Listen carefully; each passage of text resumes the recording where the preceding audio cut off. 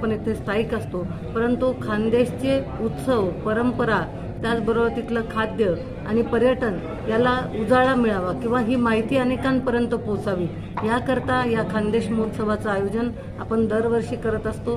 मी सर्व नाशिककरांचं खूप आभार मानते की आपण खूप चांगला असा प्रतिसाद दरवर्षी देतात। अगदी त्या डोममध्ये गर्दी मावत नाही, जागा मिळत नाही अशी परिस्थिती होते आणि आपण सर्वजण उपस्थित राहतात। याही वर्षी प्रमुख आकर्षण आणि चांगले कार्यक्रम घेऊन हा खानदेश महोत्सव येत आहे, त्यामुळे आपण सर्वांनी या कार्यक्रमाला निश्चित उपस्थित राहावं एवढं मी आपल्या सगळ्यांना आवाहन करते।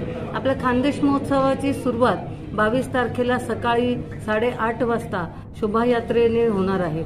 या शोभायात्रेमध्ये अनेक पथकं असतात, रथ असतात आणि अनेक विद्यार्थी याच्या सहभागी असतात। मग लेझिम पथक असेल, आदिवासी नृत्य असेल, त्याचबरोबर अगदी दोर लावून दगडाने प्रकार करणारे एक व्यक्ती आहेत, त्यांचं देखील इथे आपल्याला कार्यक्रम इथे ठेवलेला आहे आणि त्यामुळे खूप उत्साहपूर्ण अशी शोभायात्रा असते, जेणेकरून पूर्ण आपल्या परिसरात माहिती व्हावं की खानदेश महोत्सवाची सुरुवात झालेली आहे आणि वातावरण निर्मिती व्हावं याकरता ही शोभायात्रा होणार आहे। या शोभायात्रेत सुद्धा सकाळी सगळ्यांनी सामील व्हावं। त्याचबरोबर 10:30 वाजता खानदेश महोत्सवाचं उद्घाटन होणार आहे।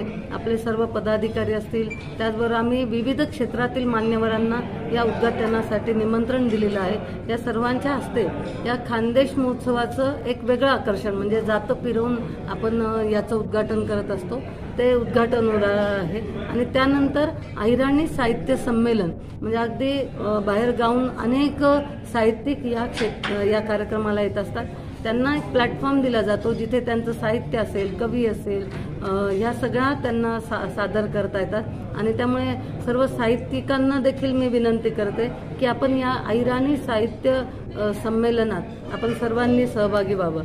23 तारखेला सकाळी 10 वाजता आपल्या नाशिकमधील विविध शाळा आहेत, त्या शाळांमधले खूप सुंदर असे नृत्य करणारे विद्यार्थी असतात, यांचा सहभाग असतो।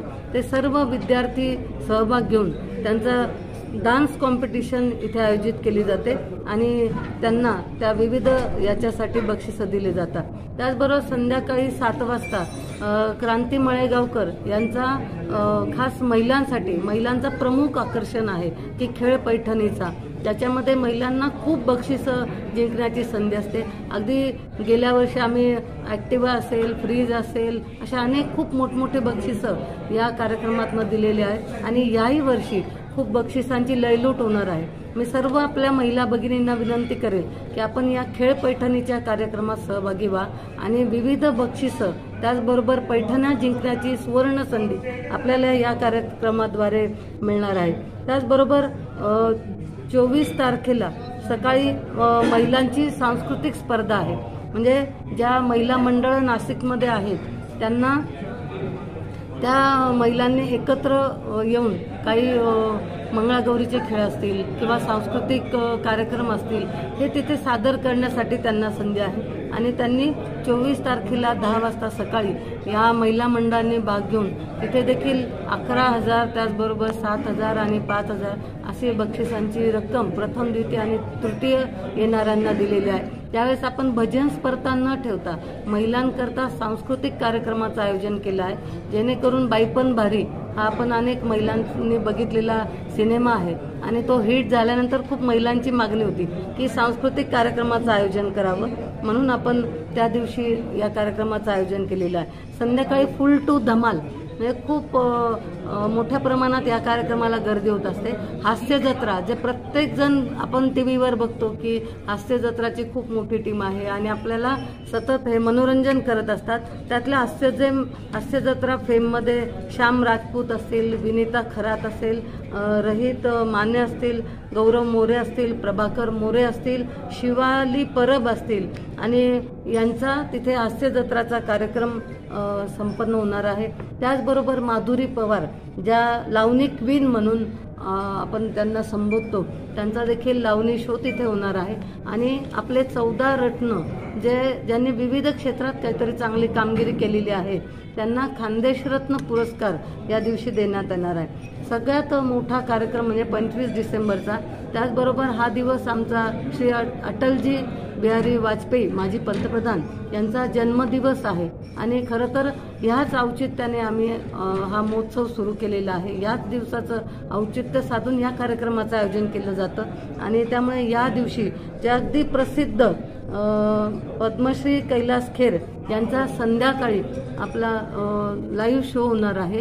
ते स्वतः इथे गायन इथे करणार आहेत आणि त्यामुळे कैलासजी खेर यांचे खूप मोठ्या प्रमाणात फॅन आहेत। खूप लोकांना त्यांचं गायन हे आवडतं आणि लोक त्यांच्या गायनाची शोची वाट बघत असतात। त्यामुळे संपूर्ण नाशिककरांना मी आवाहन करते की या अतिशय सुंदर अशा कार्यक्रमाला आपण सर्वांनी जरूर उपस्थित राहा। त्याच दिवशी सकाळी म्हणजे 25 तारखेचं सकाळचं 10 तारखेला रणांगण हा खेळ आहे। पुण्याचे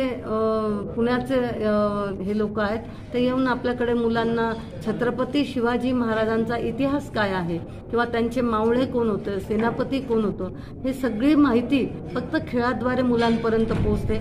आणि आपण बघतो की छत्रपती शिवाजी महाराज नुसतं नाव उच्चारलं तरी प्रत्येकाच्या रुमात एक चैतन्य संचारतं आणि त्यामुळे प्रत्येक लहान मुलांनी या खेळामध्ये सुद्धा सहभाग घ्यावा। अशा पद्धतीचे आपले 4 दिवसाचे कार्यक्रम आहेत। 22 तारीख, 23 तारीख, 24 आणि 25 डिसेंबर या 4ही दिवशी सकाळ आणि संध्याकाळ दोन्ही वेळेला कार्यक्रम संपन्न होणार आहे। एवढंच नसून तिथे खूप प्रकारचे स्टॉल आहेत, 100 स्टॉल तिथे आहेत। मग तिथे आपल्याला खाद्य असेल, खरेदीसाठी अनेक वस्तू असतील, त्याचबरोबर कपडे असतील, या अनेक गोष्टी आहेत। ह्या जर आपण फिरलं तर निश्चितच आपल्याला विविध प्रकारचं तिथे आपल्याला खरेदी करता येणार आहे। आणि खास करून महिला बचत गट ज्या गृहव्यवसाय करतायत त्यांना प्रोत्साहन देण्याकरता आपण सगळ्यांनी या स्टॉलला देखील जरूर भेट द्यावी अशी मी आपल्याला सगळ्या नाशिककरांना विनंती करते। आपल्या सगळ्यांच्या आम्ही प्रतीक्षेत आहोत। सर्वांना मी आग्रहाचं निमंत्रण देते या महोत्सवाला, खानदेश महोत्सवाला आपण जरूर या। धन्यवाद। जसं आपण सांगतो की आपलं म्हणजे इंडियाचा कल सध्या आपण इथेनॉलकडे वळतो आहोत किंवा ई-बाईक्सकडे वळतो आहोत, तर त्याची पण आपण तिकडे जागृती केलेली आहे। त्याचबरोबर हे आपण मिलेट इयर मोदीजींनी डिक्लेअर केलेलं आहे। मिलेट इयरचा सुद्धा आपण ह्याच्यामध्ये सहभाग घेतलेला आहे। जास्तीत जास्त आपण खानदेश भागामध्ये जसं बघतो आपण ज्वारी बाजरी तर आपण असेही वापरतो, पण त्याच्या व्यतिरिक्त भगर असेल, राई असेल, ह्या बाकीच्या ज्या गोष्टी आहेत त्याचा पण आपण स्टॉल स्वतंत्र ठेवून तो सुद्धा मोफत ठेवलेला आहे की फक्त लोकांना त्याच्यामध्ये जागृती व्हावी। त्या मल्टीग्रेनच्या भाकऱ्या थालपीठ आपण तिथे लाईव्ह बनवणार आहोत की लोक तिथे खातील आणि त्यांना असं वाटेल की नाही हे खाऊन सुद्धा आपण एक हेल्दी रेसिपीज मिलेटकडनं बनवू शकतो आणि आपण गहू आणि ह्याच्याकडे जास्त न वळता मिलेट्सकडे वळलं पाहिजे। तर मोदीजींच्या ज्या काही स्कीम्स आहेत आम्ही सगळे मोदीजींचेच कार्यकर्ते आहेत, त्याच्यामुळे तुमचा जो डाऊट आहे तुम्ही क्लिअर करते की मीडिया असेल, रेडिओ असेल, खूप चांगल्या प्रकारे तुम्ही सहकार्य करता। फक्त बातमी न देता आपल्याला लोकांना जास्तीत जास्त आवाहन करायचं आहे की तुम्ही खानदेश महोत्सवामध्ये भाग घ्या। जसं की महिलांना आपण आवाहन करू शकतो की तुम्ही नृत्य स्पर्धेत भाग घ्या। त्याच्यामध्ये शाळांना तुम्ही सांगू शकतात की या आगळ्या वेगळ्या रणांगणमध्ये म्हणजे नाशिकमध्ये आजपर्यंत हे झालेलंच नाही आहे जे आपण खानदेश महोत्सवामध्ये करत आहोत।